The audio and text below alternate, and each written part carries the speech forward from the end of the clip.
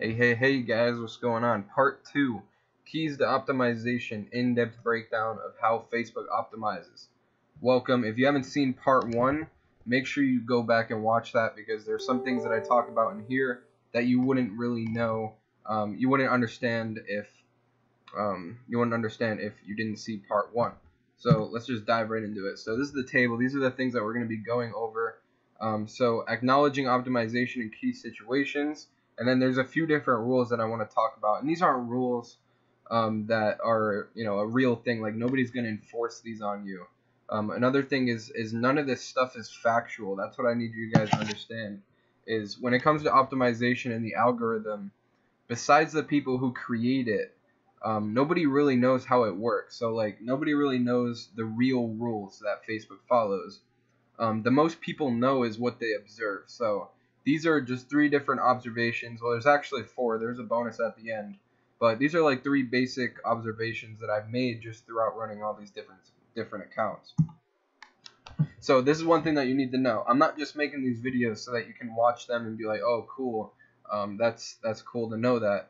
Well, the whole point of watching these videos and me talking about this stuff is because you need to acknowledge optimization in certain situations. Like when something happens in your account, you have to think back to optimization. You got to think about like how does this thing work to decide what to do on your next move. So I'm just going to be going over some general rules that I follow. So the first one, every time you publish a new ad set, it will re-optimize. Like I said, not a fact. This is just something that I have observed. So like let's say you run 2 ad sets that are exactly the same, right? Everything is exactly the same. Let's say you reach 500 people on the first day for each ad set. So in total you reach 1,000 people.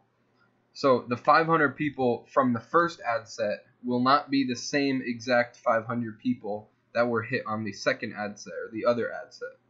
So the way that Facebook decides who these people are, who the 500 people are that it's going to reach, that's what optimization is. So that's basically those little minions going out there and deciding who to put your ad in front of. So if we say this, like no 2 ad sets are optimizing the same. And, over time they might all be optimizing very similarly, but general rule of thumb, if I have two of the same ad sets at the same time, usually one of them will either outperform the other or both of them will suck. Or both of them will do pretty good. But usually you can tell that they're different. So yeah, the theory is every time you publish a new ad set, you'll get different results. So let me show you how you can use this. So this means that if you have an audience that is working good, you can duplicate it and create a fresh one and see how it does with a new optimization. Whether this is an ad set that you made last week or yesterday, you can always recreate it and see how it does. Now, this is something that I see doing really well with campaigns that kind of have a growth system attached to them. So, like let's say one week you've done 20 sales, the next week you're doing 50 sales. The week where you did 50 sales, your pixel's probably smarter that week. So if you recreate that ad set that did good before, and you just duplicate it, leave everything the same, the theory is that it'll either optimize better or the worse or the same or similar. Obviously hoping that it does better, and some cases it does. So you can see a lot of times when in my scaling strategy, I talk about duplicating it and leaving it the same and just seeing how it does. And that's basically because it's forcing it to optimize again. This also means that if an ad set is really, really profitable, you've been doing it for a while, but you look on like last 7 days and it's not really doing that good anymore, meaning it kind of died off. You can recreate it and potentially have it do well again, with the new optimization. So that's one little thing that I do, and a couple of things that you can use it with. So this is one thing that the first mentor that I had pointed out to me, and it took me a while to understand, and eventually I started to get it. But basically, once you understand, ad sets are inside of the campaign, so you can have a bunch of ad sets inside of a campaign, and ads are inside of an ad set, so you have a bunch of ads inside of your ad sets.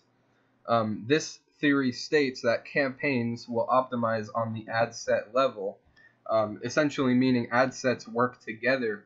And if you have a campaign that's doing really, really good and all the ad sets inside of it are doing really good, if you were to create another ad set, it would do better if you created it in that campaign that's already doing really good rather than creating it in a new campaign. So this is kind of what I talk about with momentum and stuff. And it varies per accounts, but usually I see when a campaign starts doing really well, the success rates of the ad sets start increasing. So like the newer ones that you're making start doing better and better and better. And I do believe that this is because the ad sets work together in a way, not directly, but in a way to say like, okay, this is a similar post, this is a similar product. We know that we can optimize for this, and that helps the little minions go out there and find who to put your ads in front of. Now, this is not confirmed by anyone by Facebook. Like, I don't want to make any big claims and act like this is all factual, because I'm not saying. This is just basically, managing probably over 50 accounts in the past year. This is just what I noticed. So, this is why I only use one page post for each campaign, because I want them all to optimize for one thing, which is the page post. If you change the page post, it'll optimize differently. And yeah, if I want to test a different page post, I'll just put it in a new campaign. And every time I change a demographic, placements, or location, usually if I have one campaign, they all have the same location, all the ad sets have the same placements, and they all have the same demographics. So yeah.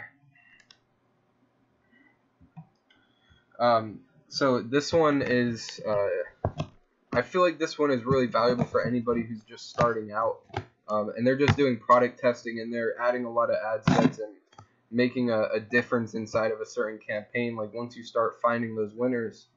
But yeah, this theory is definitely a bold claim. Facebook's minions only having focus, like in general, is just like a crazy claim. And if you don't understand what the minions are, go watch the first part of this video, because I probably sound crazy to you right now. But so yeah, like, I don't want, focus to sound like something crazy, but basically all it is just me putting a title on something that I noticed. So I see ad sets being forgotten, dying out for no reason. And also when you're publishing a new ad set, I notice other ones not performing as good for that day, especially if your new ad set has a higher budget. So this is kind of what sprouted this thought that like Facebook has some sort of focus, or like, I don't want to say focus, but like concentration on certain ad sets, meaning one will do better than the others. And also another thing that I noticed was having too many of one ad set makes it harder to find a different winner. To find a different winning ad set. So like there was this girl who I was looking over her account, and she had 120 of the same exact ad set, and all of them were doing really, really well. But and she had a good amount of sales, right? But once we tried to introduce lookalikes, we could not get the lookalikes to work, and she had a really good margin. It was a pretty unique product, and it was selling really good, and there was really good momentum. But we just couldn't get anything to work other than this one ad set that she had, 100 of. So yeah, I think that's because the algorithm has a focus. Like those minion guys, they like to focus. And when you publish a new ad set or you turn off an old ad set, you're basically telling Facebook where to put their focus. So if you're creating, 5 ad sets a day, the focus is kind of spread out rather than creating one ad set a day. Like a lot of you people know that I do this. I only create one a day because I want all of Facebook's attention on that one new ad set to try to make it a winner. So yeah. Another thing is it'll naturally focus on what is working a lot more than what is not working. This is why when you see me creating ads, I create ads fairly broad. I leave the genders open. I leave the age really broad, like 18 and up, sometimes 21 and up, depending on the product. But yeah, so in a campaign with multiple countries, in the beginning, it'll spend pretty evenly amongst all the countries. But it'll start to figure out what's going to work and what's not going to work, and it'll start spending more there and less there. And you can actually break this down later on and see that this is actually working. And this is something that I'm confident to say is factual. It's pretty obvious. Like you can go break down any of my campaigns, you'll see it optimizing like this. But yeah, it'll almost forget about the factors that aren't converting. So a lot of people think that you have to tell Facebook what you want. Like I need 18 to 24, males, and they need to be in this location. It's not really like that. Like you could just throw out some random stuff, and Facebook won't even. Facebook will know, or they'll figure out what's gonna work, and they'll just do that. And I have an example here. This is a campaign that I ran a while ago, and the data was really broad. So when we did the ad sets, we left everything broad, male and female. The 18 plus, 18 to 65 plus, and the location was only United States for this campaign. But there's a few examples here. So you see, when I break it down by female, when I break it down by gender, you can see that a lot of the money was spent for females, even though we were also targeting males. And so like uncategorized, you could see like it was doing pretty good, but there's not a lot of people in that. So it just naturally optimized for what was gonna work. And I don't know why males were buying this product. Like it was obviously a female only product, but we didn't put that in the ads. We just left it on male and female, and it worked out just fine. And you can see here that it's optimizing for it anyways. Like I think that's like 10% of the spend was put towards male. So like 90% of the spend was put towards female, which means that Facebook, the algorithm figured out that this was a female product. This is just Facebook doing its thing. This is the algorithm that I'm talking about. So yeah, this is an example for placements. So there's a typo up here, so don't worry about that. But we left our placements on Facebook and Instagram feed, and some marketplace ones kind of got swooped through too. But a lot of people think that once your ads start getting some good traction, you should break down by placements. So you should have campaigns that are only targeting Facebook feed and campaigns that are only targeting Instagram. But not in our situation. We just let it optimize however it wanted to optimize. And you can see that obviously the Facebook mobile feed was the one that performed the best. Like overall, it got the most sales. Also Instagram mobile feed. So look how much money it spent in these as relative to the other ones. Like most people would try to break this down, but we just kind of let it do its thing and see how it would optimize on its own over time. And this is the kind of results that we were seeing. Same exact thing with age. So like I said, our ages were on 18 to 65 plus. So you can see that from 18 to 54 was our main winner. So it spent the most money between there. We still targeted the other ones. Like we just let it run. But it still spent most of the money here. So it wasn't really that big of a concern to say that, we were wasting money here or there, because it was optimizing anyways. So this is a good example, and it might be what just happened? Oh yeah.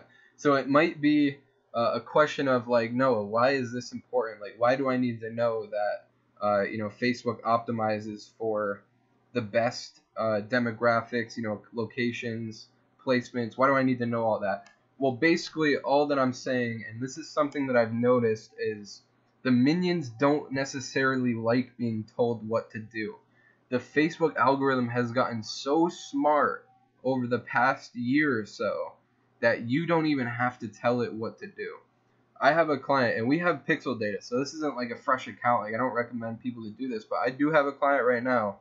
We have an ad that's targeting absolutely nothing, and all we're doing is optimizing for purchases. So we're not telling it where to target. Like we're not telling it target people who are interested in this or that.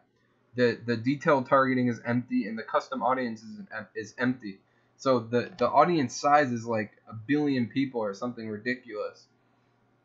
But it's doing really, really well simply because we're telling Facebook that we want purchases. So it's able to go out and find who's going to purchase. Okay, so, but like, what is this all tailoring to?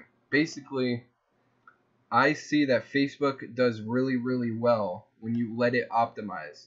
And it doesn't always do super, super well when you tell it how to optimize. So if you narrow down by age or narrow down by gender, now look, this stuff still works. Like narrowing down by gender, I still do. I don't narrow down by ages a lot though. And this is why I say, this is why I leave everything broad, because I really want to let them do, or I want to let Facebook optimize the way that it feels safe optimizing. Because for one, I think I don't want to let my opinion get in the way of the way that Facebook optimizes. Like, what if I think that younger people would like to buy it, but you actually put the ad out there and you figure out that older people want to buy it? That's what I was talking about in the last episode about Facebook being smarter than you because it doesn't have opinion. So, yeah, but basically, this is exactly why I don't really tell Facebook exactly what to do.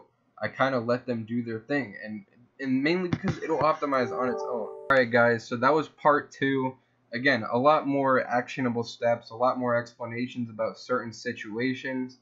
But I hope you guys like this episode. Part 2 is coming soon. These slides take a while for me to make and stuff, so I hope you guys are appreciating it. I love the comments. I love the questions.